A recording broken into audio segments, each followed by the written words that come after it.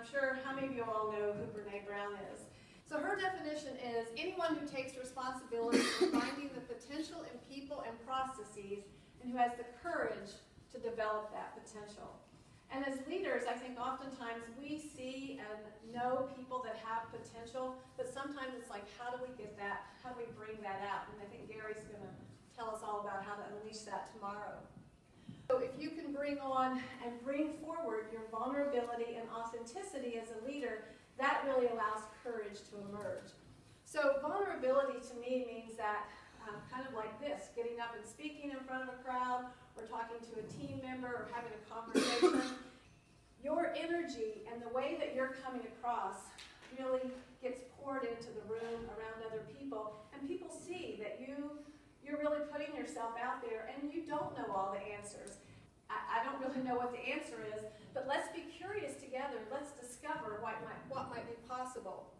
And then I think of authenticity as really, for me, it's that alignment between my head and my heart, because I'm probably more of a heart leader, but sometimes I have to make sure that I have the accountability hat on and that the head is involved as well. So I think sometimes people think of authenticity as walking our talk. So whatever your core values, your core beliefs that you believe really are important, if we don't stand in those, then I think it shows up in not only just that people know we're not being authentic, but it oftentimes, for me anyway, it causes me to make decisions that sometimes really aren't the best. So polarity management, kind of in its simplest definition, is polarities are opposite ends of the spectrum. And most of the time, when we see different things that we're being asked to look at, there's one answer here, one answer here. A lot of times we go into that space and we say, okay, it's either this or it's that, either or thinking. And what polarity management teaches us is that the power is really in and both.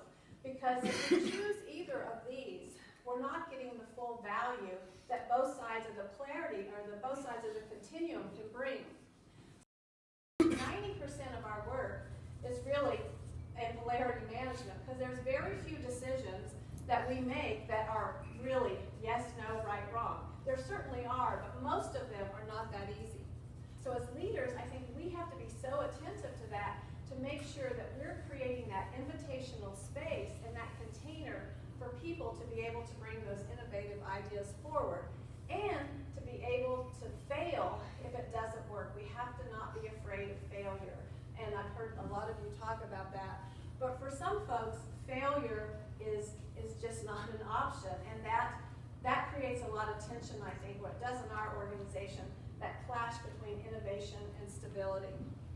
And then finally, structured versus flexibility. Similar to stability and innovation, but some people like a lot of structure around every kind of process.